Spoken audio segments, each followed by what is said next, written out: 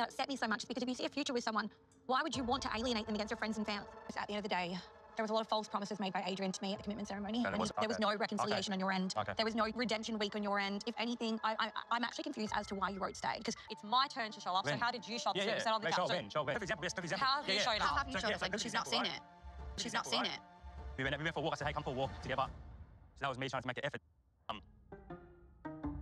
And then so I said, let's watch a movie tonight. Did we watch a movie? Yeah, because we finished late at 10 o'clock and we got tired. And then so we can sort of come to terms that we came in late. Have you guys gone out for a nice dinner? Yeah, of course. So I haven't once. So we went to Nando's. Shopping. How do I shop in? Just be more understanding, that's all. Just like stop being so combative and actually understand. I'm just telling my side.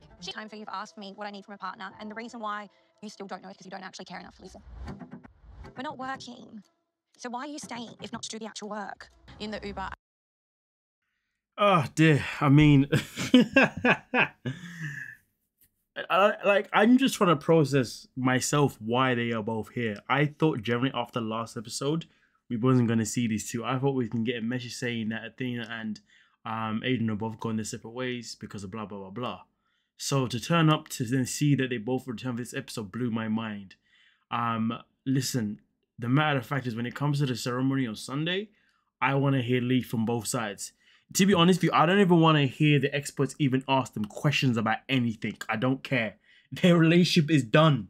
Okay? Just, I guess, turn up because I guess you need to or want to, whatever, okay? And at that moment in time, just both say, I've decided to leave. I've decided to leave. Okay, goodbye, da-da-da-da-da. We don't need to hear the story because it's a back and forth nonsense. With that being said, let's move on to the next one.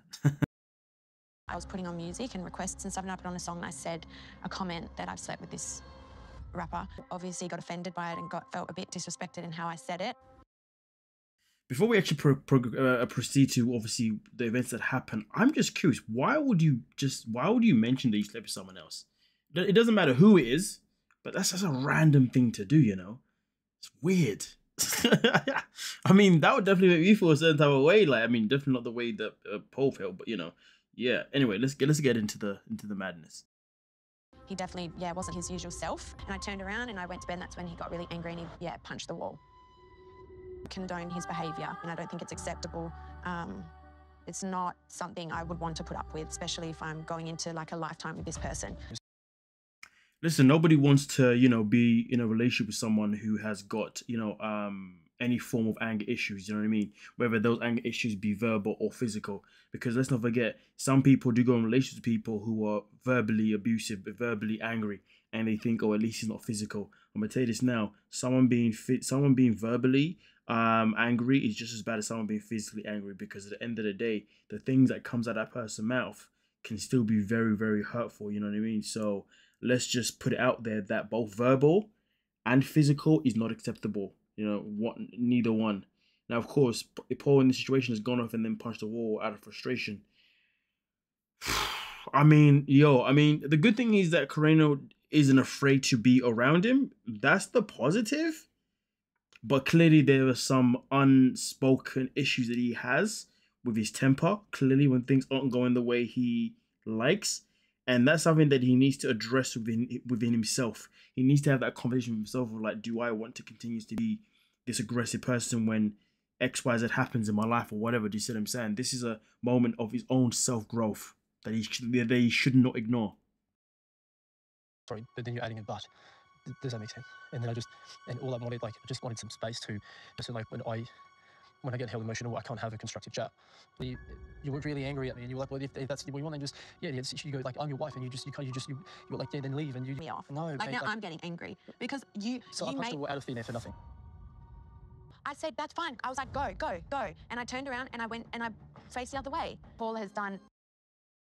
Listen, the best way he could have explained that, to be honest with you, rather than saying, da-da-da, you did this or whatever, he could have just said, listen, you know, after you made the comment about you sleeping with someone else, it made me feel uncomfortable.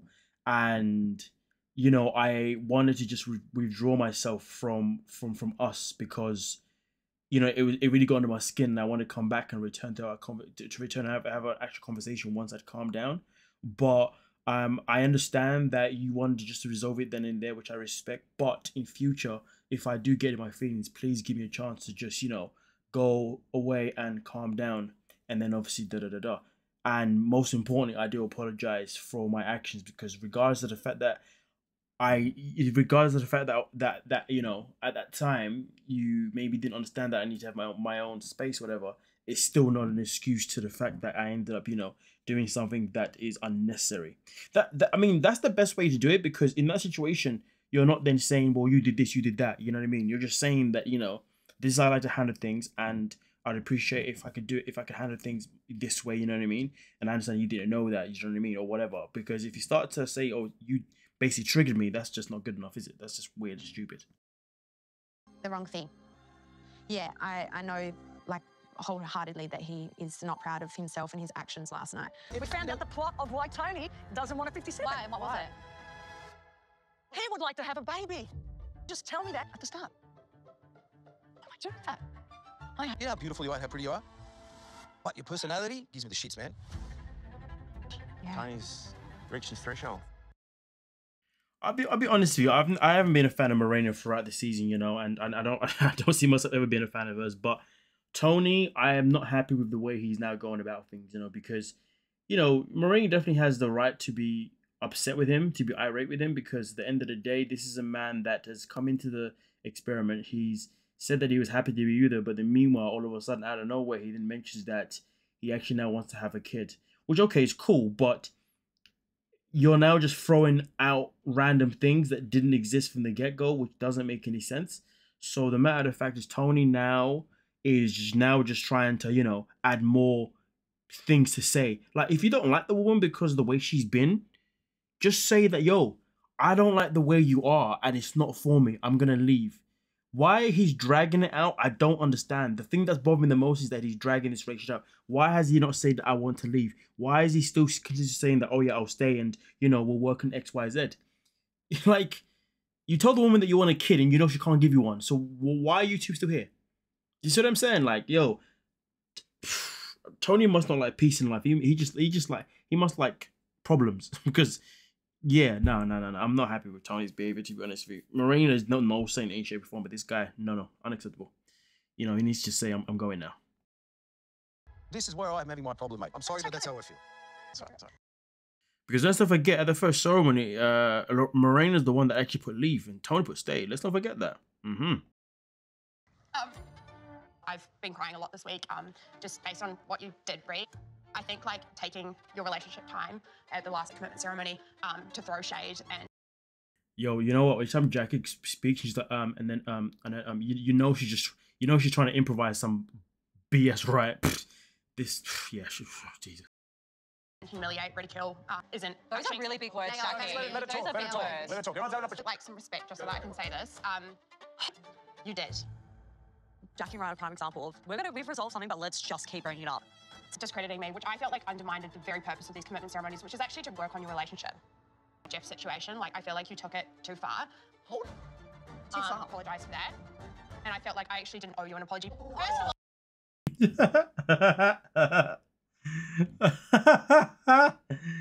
Oh my days. Oh. First of all, I had actually let things slide with you. I even apologised for that. But you're not sorry. I was genuinely sorry because But you I aren't, apologised. because you just said you are sorry. Taking it back after 2 seconds. Can you just let me speak? You've had your chance. You humiliated me in front of everyone. Now let me speak. Stand for that behaviour. I don't tolerate. I'm not okay with it. Bringing it up and ridiculing me and shaming me. Ridiculing? Because they asked about how my relationship was going and how It's got nothing to do with your relationship. heaviness on our relationship, and I said our relationship was going great, although outside external drama has brought heaviness on our relationship. Understanding, but it's impossible. I mean, that's the thing, though, isn't it? You know, you know what? I don't understand Jackie's brain cells. End of the day, you know, Ree was just making it clear to the experts at the time that, hey, our relationship is still strong, but we didn't have a hiccup, but because someone else involved us in their relationship, it was just annoying for us. You know what I mean? Why am I even? You know what? To understand someone who is extremely inconsistent with their emotions and This conflict start. No, you were the one that did it. I was the one. You're the one that started this whole thing, Jackie. This is how it all started. Oh, hang on. You text me behind her back. And I'm really, really genuinely sorry that made you feel bad in front of everybody. Yeah.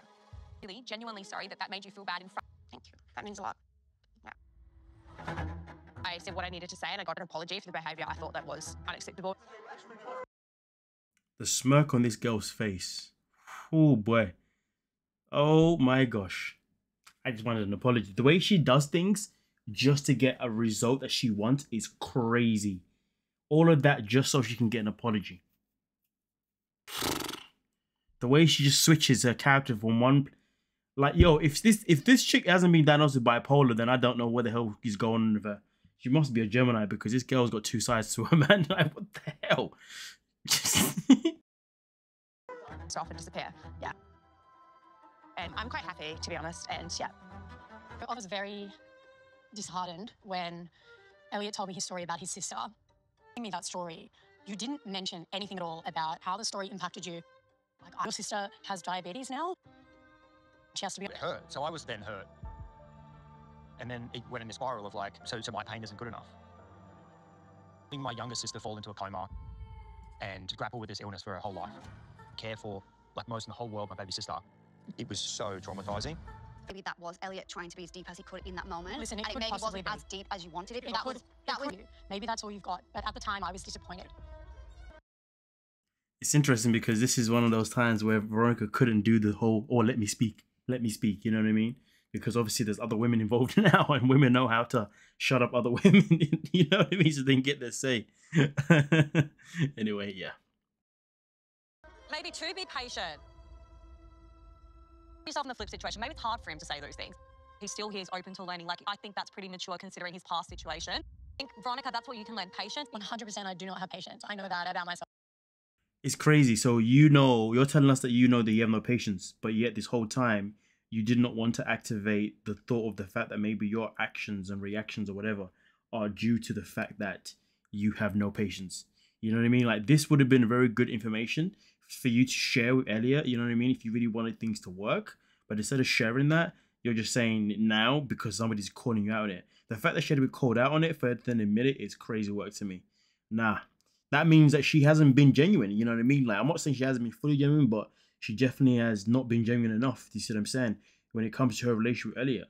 But like I said before in previous videos, you know, her actions with Elliot aren't even based on what he has done to her. They're based on what she has heard about his past relationship with Lauren. Like, the fact that she seeked Lauren to hear more about Elliot is problematic. To be honest with you, the fact that Elliot hasn't reacted at any given point, this woman has been going at him is crazy work. Because, boy, if I had been in that situation, I would have been like, listen, you know what? I'm done. I'm good. You know what I mean? Like, I'm trying to be, you know, a better person than I was the first time, but you just don't really care for this. I'm out. You know what I mean? Like, I'm telling you, I'm pressing that injectocito button. Yeah, if you know, you know. Like, I'm not done. You know how Elliot's feeling, and I do acknowledge that, you know, maybe I do want more than he can give me. Do you both want to move forward and work on your relationship? This is the most important question, I guess. You do. Amazing. Good job. I don't know if I believe that she wants to, you know, work in this relationship. I really don't know. I just feel like she kind of just nodded her head just because of the situation in front of her. You know what I mean? Yeah, I'm not really convinced that she cares about it going forward. But I guess we'll find out, obviously, with the next upcoming episodes, obviously, next week. You know what I mean? Start on a Sunday. So, yeah. Anyway, with that being said, thanks so much for your time. Peace.